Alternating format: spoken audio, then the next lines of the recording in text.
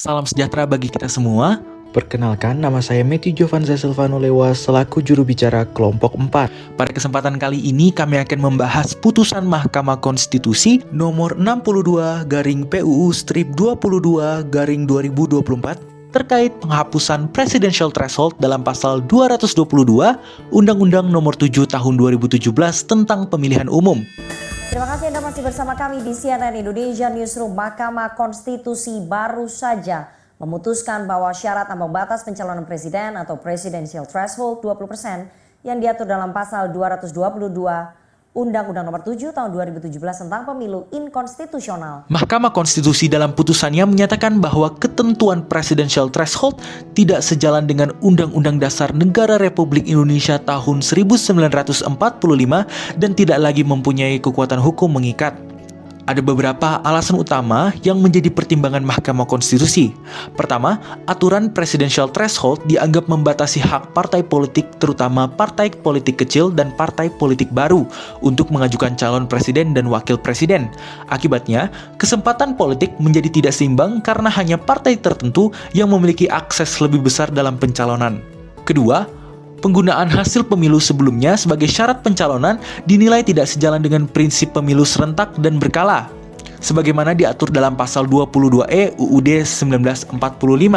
Dalam sistem pemilu serentak, setiap partai pemilu harus memiliki kesempatan yang sama pada periode pemilu yang sedang berjalan, bukan bergantung pada hasil pemilu sebelumnya. Ketiga, Mahkamah menilai bahwa presidential threshold ini justru mendorong terbentuknya koalisi pragmatis dan politik transaksional antar elit politik. Koalisi yang dibangun seringkali bukan berdasarkan visi misi dan program rakyat, melainkan sekedar untuk memenuhi syarat pencalonan presiden. Keempat, alasan bahwa aturan ini diperlukan demi menjaga stabilitas pemerintahan juga dianggap tidak terbukti secara nyata.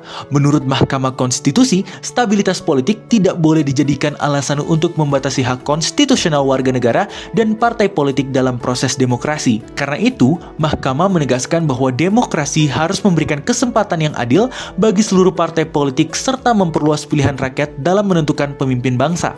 Selanjutnya, kelompok kami juga mengaitkan putusan ini dengan pemikiran Sri Sumantri mengenai negara hukum demokratis. Menurut Sri Sumantri, kekuasaan dalam negara harus dibatasi oleh konstitusi dan setiap aturan hukum harus benar-benar melindungi hak rakyat. Artinya, suatu ketentuan tidak cukup dianggap benar hanya karena sudah diatur dalam undang-undang.